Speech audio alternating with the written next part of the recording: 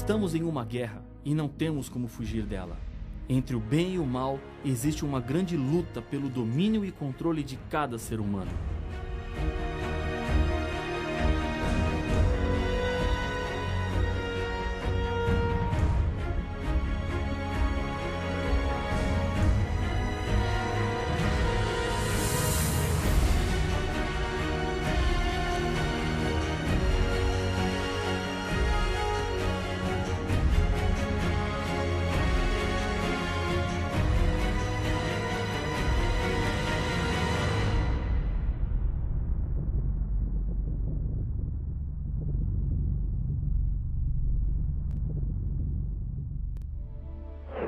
Essa guerra começou no céu com a rebelião de Lúcifer. Esse conflito alcançou o planeta Terra quando Adão e Eva escolheram abrir as portas deste mundo para o diabo e os seus anjos, assim desobedecendo a Deus. Durante toda a história do pecado, encontramos o inimigo de Deus usando as mais diferentes e variadas estratégias para levar o povo de Deus ao abandono da verdade. Uma das mais poderosas mensagens do Apocalipse trata da esperança de que em breve todo o mal terá fim. Para isso, Deus tem a sua igreja para cumprir a missão de levar as pessoas à salvação, através de Jesus Cristo como Senhor e Salvador das suas vidas.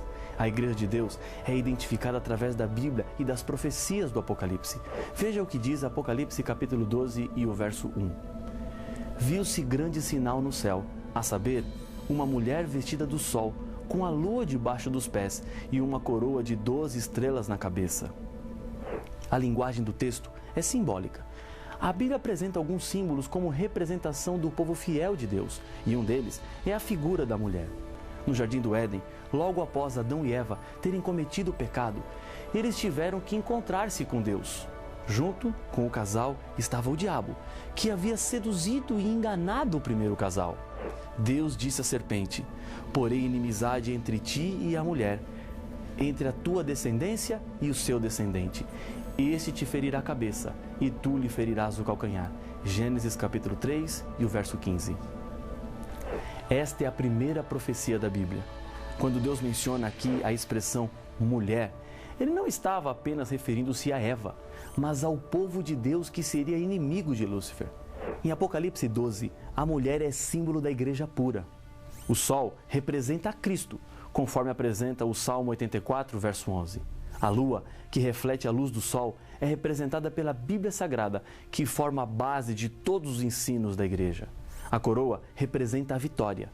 Os vencedores são coroados e as 12 estrelas na cabeça representam o povo de Deus, que formam a igreja de Deus aqui na terra. O povo vitorioso, os descendentes da mulher, são aqueles que são obedientes aos mandamentos e têm o testemunho de Jesus, como nos apresenta Apocalipse capítulo 12, o verso 17. No verso 2, a Bíblia acrescenta um detalhe ao estado da mulher, que achando-se grávida, grita com as dores de parto, sofrendo tormentos para dar à luz. Apocalipse capítulo 12, verso 2. A gravidez, sem dúvida nenhuma, é uma referência ao libertador da igreja, Jesus Cristo. O Salvador estava prometido desde o dia em que o pecado entrou nesse mundo. O profeta Isaías profetizou quanto a Jesus. Porque um menino nos nasceu, um filho se nos deu, o governo está sobre os seus ombros, e o seu nome será Maravilhoso, Conselheiro, Deus Forte, Pai da Eternidade, Príncipe da Paz. Isaías 9:6. Na mesma cena onde está a igreja verdadeira, também aparece o diabo. Diz a Bíblia: "Viu-se também um outro sinal no céu, e eis um grande dragão vermelho, com 7 cabeças, 10 chifres nas cabeças e 7 diademas." Apocalipse capítulo 12 e o verso 3. E o dragão tem um objetivo em mente ao colocar-se diante da igreja. Acompanhe a leitura do texto. "E o dragão se deteve em frente da mulher que estava para dar à luz, a fim de lhe devorar o filho quando nascesse." Apocalipse capítulo 12, verso 4. Herodes decretou a morte de todas as crianças judias quando Jesus nasceu. A profecia bíblica nos disse que o dragão queria devorar o filho da mulher. Por trás desse decreto estava mais uma vez a astúcia do inimigo para que aquele filho não crescesse e cumprisse sua missão de salvação neste mundo. O plano só não deu certo porque José foi avisado por um anjo e eles fugiram para o Egito. Jesus foi tentado por Satanás a desviar-se de sua missão durante todo o seu ministério, até na cruz. Da mesma maneira como o diabo tentou destruir o filho da mulher, ele hoje trabalha para destruir os nossos filhos, a nossa família e a nossa vida. Lares divididos, filhos perdidos, sonhos estragados, pais desesperados. Tudo isso tem um autor. O dragão que tentou destruir a Cristo e acabar com a sua missão é o mesmo que hoje causa tanta dor e tragédia na vida dos seres humanos. A profecia bíblica vai recontando a história do passado para apresentar a certeza de que as promessas de Deus se cumprirão no futuro. Jesus Cristo cumpriu a missão de salvação dos seres humanos. Mais uma vez, o diabo foi derrotado. O Apocalipse nos diz que depois de cumprida a sua missão, Jesus foi arrebatado para Deus até o seu trono. Apocalipse 12 e o verso 5. Mas, mesmo com a vitória consumada, o diabo não desistiu do seu plano, destruir a igreja de Deus. O capítulo 2 do Apocalipse continua descrevendo a luta entre a igreja e o dragão. No verso 6, a Bíblia nos apresenta: a mulher, porém, fugiu para o deserto, onde lhe havia Deus preparado lugar para que nele a sustentem durante 1260 dias. Essa profecia fala de perseguição. E a história da igreja cristã registra um período escuro da humanidade, quando houve perseguições por causa da fé. A política e a religião se uniram, e nessa época começou a entrar no meio da igreja costumes do paganismo e doutrinas humanas. A profecia indica que a igreja verdadeira de Deus não se entregaria às mentiras, mas teria que fugir para o deserto. Nesse período, os fiéis cristãos não podiam se reunir publicamente, porque senão seriam mortos. O que provocou essa perseguição era a obediência que a igreja de Deus tinha para com a Bíblia. Lembre-se que a mulher estava vestida de sol, que representa Jesus Cristo, e tinha debaixo dos seus pés a lua, que representa a palavra de Deus. A igreja de Deus fundamenta os seus ensinos na Bíblia e não em tradições humanas. A Bíblia apresenta esse período de 1260 anos, onde a igreja estaria refugiada também em outras passagens. Apocalipse capítulo 11, verso 3 e 12, 6. Menção de 1260 dias. Em Apocalipse capítulo 11, verso 2 e 13, verso 5, o período registrado é de 42 meses, que multiplicados por 30 dias, resultam em 1260 dias. Daniel capítulo 7, verso 25, 12, verso 7 e Apocalipse capítulo 12, verso 14, aparece a expressão tempo e tempos e metade de um tempo, ou seja, 3 tempos e meio, que equivalem a 3 anos e meio.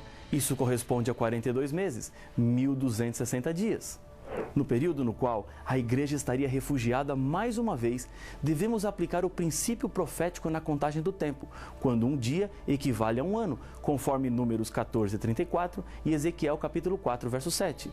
Não é nenhuma coincidência, mas existe na história um período exatamente de 1260 anos de perseguição religiosa, que começou no ano 538, com o edito do imperador de Roma Oriental, Justiniano.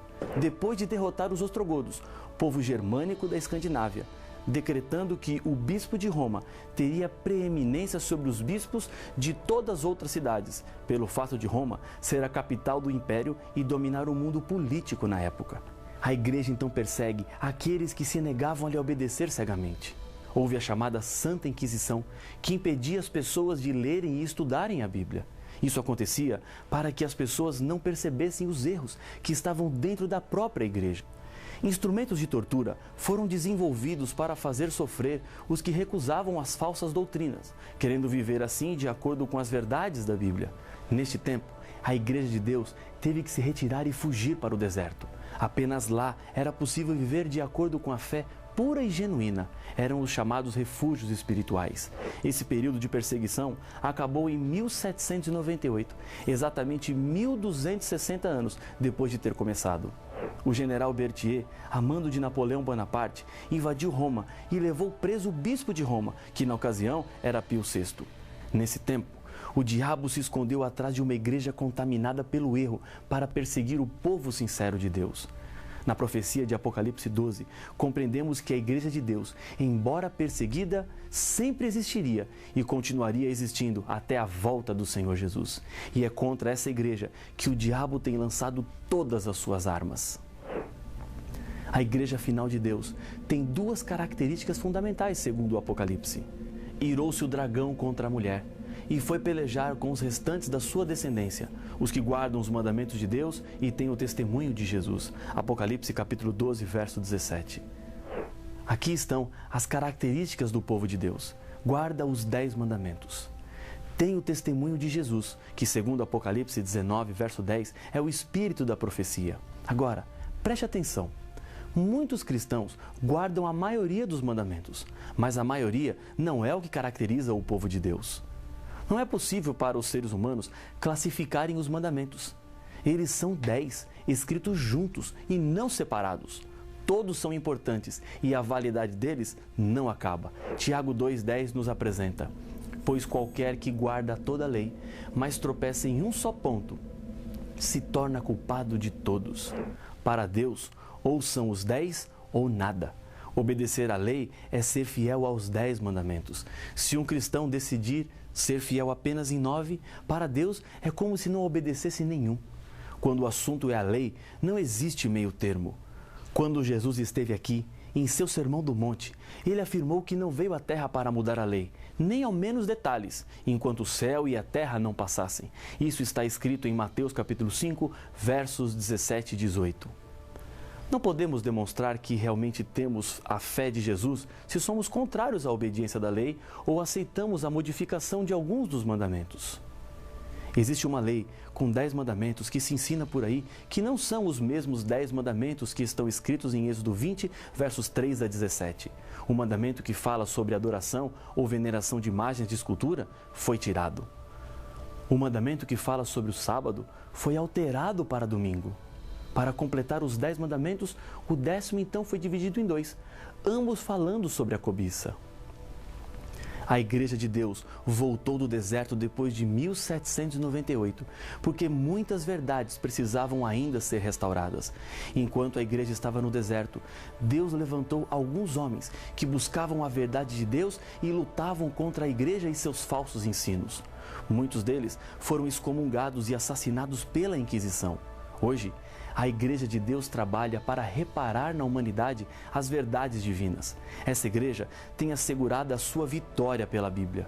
O segredo para serem vencedores, o Apocalipse apresenta. Eles, pois, o venceram por causa do sangue do Cordeiro e por causa da palavra do testemunho que deram, e ao mesmo tempo, em face da morte, não amaram a própria vida. Apocalipse capítulo 12, verso 11. Somos salvos pela fé na graça salvadora de Jesus. É Ele quem nos resgata. Na Mesquita de Jerusalém, há uma inscrição que diz: aquele que quer vir a mim deve primeiro tornar-se limpo. Maomé. Um homem mortal pedindo aos outros homens mortais que primeiro precisam se purificar para depois se chegarem a Ele?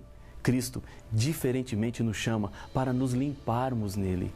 Ele não nos limpa para continuarmos em rebelião, mas espera a nossa fidelidade e a nossa lealdade.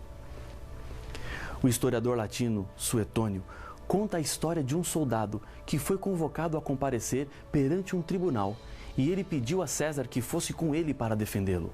César se surpreendeu com o pedido audacioso, mas para demonstrar generosidade, disse ao soldado: enviarei alguém ao seu julgamento para que me substitua. O velho soldado abriu a sua túnica, mostrou uma cicatriz que trazia em seu peito e disse: César, quando em um combate me dei conta que uma lança ia atravessar o meu corpo, não permiti que ninguém me substituísse. Cristo não enviou ninguém para substituí-lo. Ele deu a sua vida por nós. Seremos tão ingratos a ponto de fugir à nossa responsabilidade com respeito a Ele? Assim como a figueira não produz frutos para receber méritos, mas produz frutos porque é uma figueira, o cristão não faz o bem porque é bom, para pagar a salvação. Cristo já pagou o resgate e a obediência que Deus espera acontece porque somos novas criaturas em Cristo Jesus. Com base nos últimos estudos que fizemos, a Bíblia nos mostra claramente quais são as principais características da igreja verdadeira. São elas: primeira, surgiria como organização depois dos 1260 anos no deserto, ou seja, depois de 1798, como nos afirma Apocalipse capítulo 12, verso 6. Surgiria do movimento de 1844, de acordo com Daniel capítulo 8, verso 12 e 14. Surgiria como resultado do desapontamento que aconteceria em 1844, predito em Apocalipse capítulo 10, da mesma maneira como a igreja cristã surgiu com o desapontamento da cruz.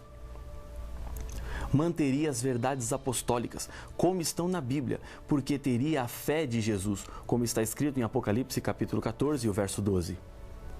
Guardaria os 10 mandamentos de Deus, inclusive o 4º mandamento, que fala sobre o dia de sábado, conforme Apocalipse capítulo 12, verso 17, capítulo 14, verso 12 e Êxodo 20, 3 a 17.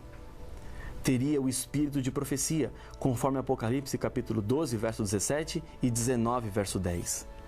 Pregaria as 3 mensagens angélicas do tempo do fim, de acordo com Apocalipse capítulo 14, versos 6 a 12. Seria um movimento mundial, pregando a toda nação, tribo, língua e povo, segundo Apocalipse capítulo 10, verso 11. Ensinaria que a salvação é conseguida somente pela fé em Cristo Jesus, pois pregaria o Evangelho eterno, segundo Apocalipse capítulo 14, verso 6 e capítulo 1, verso 5. Apesar do profundo respeito que merecem as pessoas sinceras que existem em todos os grupos religiosos, temos que reconhecer que a única igreja que cumpre estes 9 pontos é a Igreja Adventista do Sétimo Dia. A verdade deve ser levada ao maior número possível de pessoas. Tudo que você ouviu até aqui não deve ficar apenas para você. Leve para outras pessoas. Distribua esse material. Ainda existem muitas pessoas sinceras que precisam ouvir o que a Bíblia tem a nos dizer. Disse Jesus: ainda tenho outras ovelhas, não deste aprisco. A mim me convém conduzi-las. Elas ouvirão a minha voz. Então haverá um rebanho e um pastor. João capítulo 10, o verso 16. Jesus está lhe convidando a fazer parte da igreja dele aqui na terra. Esse é um convite de amor e também um enorme privilégio.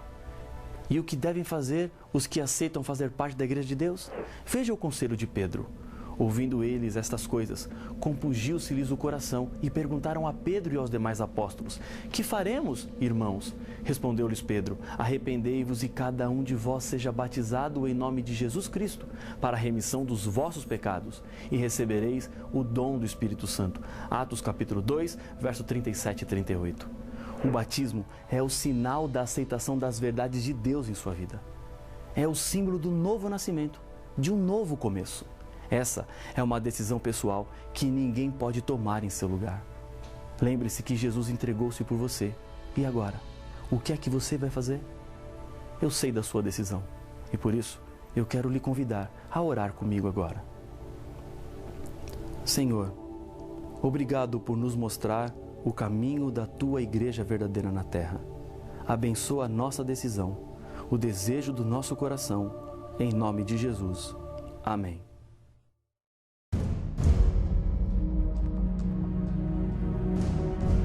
No capítulo 13 de Apocalipse, encontramos 2 bestas, uma que sai do mar e outra que sai da terra. Vi emergir do mar uma besta que tinha 10 chifres e 7 cabeças, e sobre os chifres 10 diademas, e sobre as cabeças nomes de blasfêmia. Apocalipse capítulo 13 e o verso 1. Já sabemos que o livro do Apocalipse é cheio de símbolos e significados codificados. Mas qual será o significado destas 2 bestas? O que representa cada uma? Para saber as respostas, não perca o próximo episódio de Apocalipse, o fim revelado.